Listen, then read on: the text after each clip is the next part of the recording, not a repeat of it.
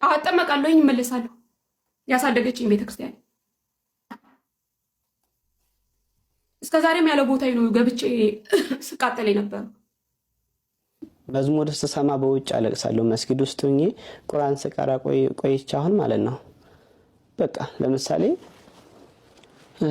اللهم صل على نبينا محمد صلى الله عليه وسلم ልብስ ነው ለሁሉም ይበቃ ልጅሽ ልብስ ነው ለሁሉም ይበቃ። ዘፋኞችና ዘማሪያን ተስማምተው በሚኖሩበት ቤተክርስቲያን ውስጥ ቁጭ ብለን ዘፈን ኃጢያት ነው ማለት ነው። እውነት ሐሰት ነው። እየዋሸን እስከ መቼ ድረስ ነው የምንዘልቀው? እኛ ምን ሰብከው ወንጌል ወደ ጸሎት ይለና እሰይ ነጋ የሚለው መዝሙሩ ሙስሊሞቹ ሳይቀር ሲራጅ ነው እና የመሳሰሉት ቪዲዮዎችን አብረን እናያለን። አብራችሁን ቆዩ። አሁን የመጀመሪያውን ቪዲዮ አብረን እንመልከት።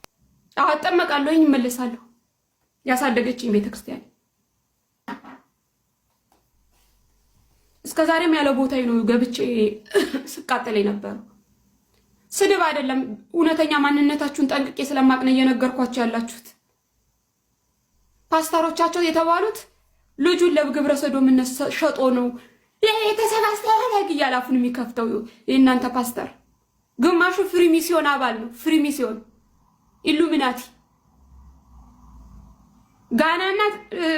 ጋናና ቢኒን የተጠነቆለ አሳማና የህፃን ጭንቅላት የተቀበረበት መድረክ ላይ አይደል የምትዘሉት? ምድረቡት ወጥቷል። ኦርቶዶክስ ላይ ደግሞ አፋችሁን ለመክፈት አይደለም አጠገቧም አትደርሱም። የዓለም የክርስትና መሰረት ነች። ኢትዮጵያን ራሱ ያቆመችው ኦርቶዶክስ ነች። ምድረ ቆሻሾች፣ ሰርጎ ገብ ቡትቷ ይኸው አደባባይ ላይ ዘመኔን ሙሉ እስከዛሬ ድረስ ጨለማ ውስጥ የተመላለስኩት ይቆጨኛል። አደባባይ ላይ አይደል እጄን አንስቼ ተቀብያለሁ ብዬ ይህንን ሐሰተኛ ኢየሱስ የተከተልኩት እስከዛሬ ድረስ ከህፃንነቴ ጀምሮ ይሄው ሳቄ ሲያቅበዘብሰኝ ይሄው አደባባይ ላይ እጄን አንስቼ ከዚህ በኋላ የጴንጤ ኢየሱስ የሚባል ክጄዋለሁ በአደባባይ።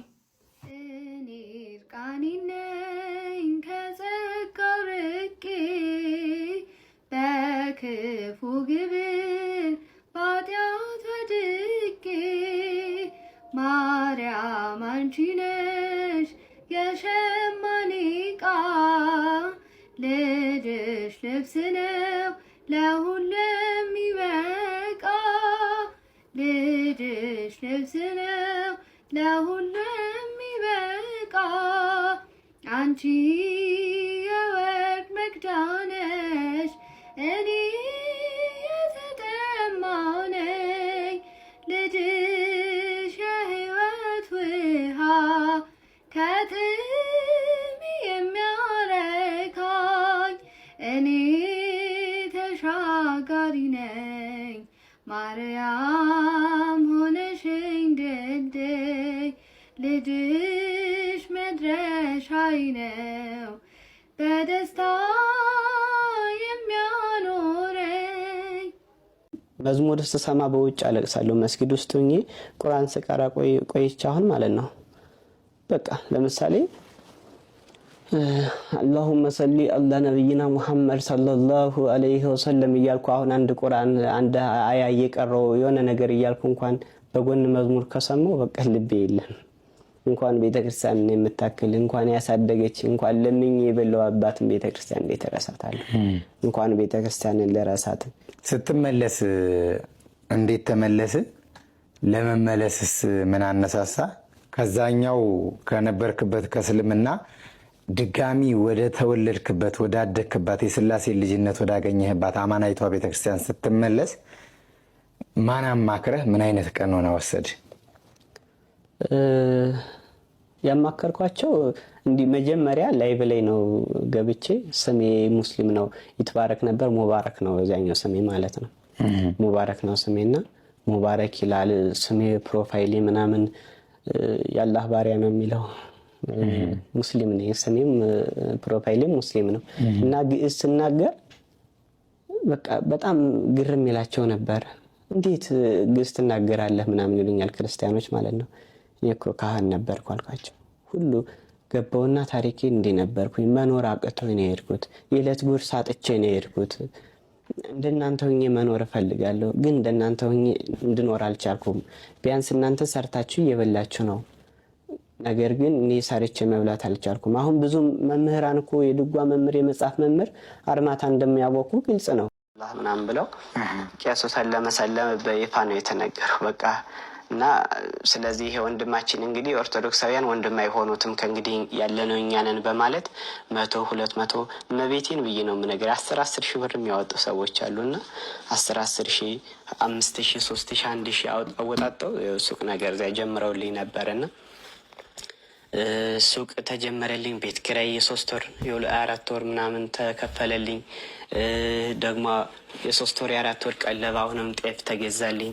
ሱቅ ደግሞ መስጊዱ ሱቅ ነው፣ እዚያ ነው ተጀምሮልኝ የነበረና በቃ አንተ አሁን መማር ብቻ ነው ዳኢ ትሆናለህ ወደፊት ብለው ነው የሚጠብቁኝ። ዳኢ ማለት የሃይማኖት ላይ በጣም ጠንካራ ሰው ምንድነው እንደ መነኮሳት ማለት ነው አይደል? መነኮሳት ናቸው አለ እንደዚያ ትሆናለህ ብለው ነው የሚጠብቁኝ ነበርና በቃ ትምህርቴን ሀ ብዬ በቃ ምንም አልያዘኝም። ሁሉ ቅኔ ምናምን ተምሬ ስለነበረ ቅኔ የተማረ ሰው ደግሞ ቁርአኑ ምንም ቀላል ነውና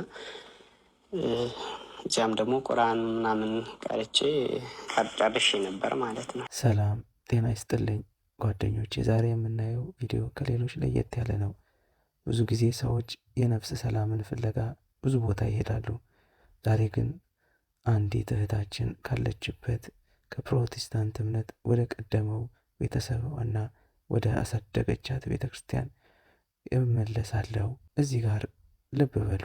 ወደ አሳደገችን ቤት እመለሳለሁ፣ ወደ ክርስትና እመለሳለሁ ስትል ምን ያህል የናፈቃትና የቆጫት ይመስላል። የሰው ልጅ የፈለገውን ያህል ቢርቅ በውስጡ ሰላም ካላገኘ ወደ ምንጩ መመለሱ የማይቀር ነው። እንዲሁም አንድ ወንድማችን ደግሞ ከእስልምና ወደ ክርስትና እንዲያውም በጣም ከባድ የሆነ እስልምና የሚከተል የነበረ ወደ ክርስትና ጉዞ ቀላል አይደለም። ማህበራዊ ጫናዎችና ብዙ ፈተናዎች ሊኖሩ ይችላሉ። ነገር ግን የነፍሱ ሰላም ከሁሉ በላይ ሆኖበታል። ይህን ቪዲዮ ስመለከት እግዚአብሔር ጥሪ ለማንም እና በማንኛውም ሰዓት ሊመጣ እንደሚችል ነው የተረዳሁት። በእውነት ልብ የሚነካ ምስክርነት ነው።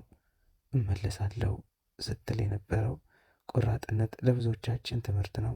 እናንተስ በዚህ ቪዲዮ ምን ተሰማችሁ? ሀሳባችሁን በኮሜንት ጻፉልኝ። ለቻናሉ አዲስ ከሆናችሁ ሰብስክራይብ፣ ላይክ ያድርጉ።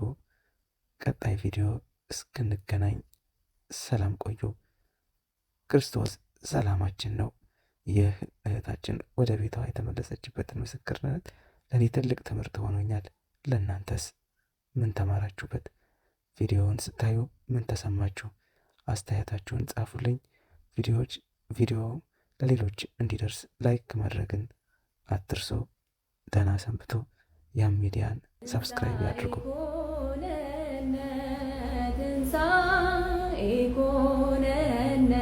ሞቹ ሳይቀር ሲራጅ ነው ሲራጅ እሱ ራሱ ይዘምራል። ልክ እሱ ጠዋት ማቲ ያው እንዳልከው ሲል የሲራጅ ነው የምትሰማው። ቀጥሎ እሰይ ነጋ ላመሰግን ነው እያለ ሲራጅ ነው የሚቀጥለው እና ደስ ይላል።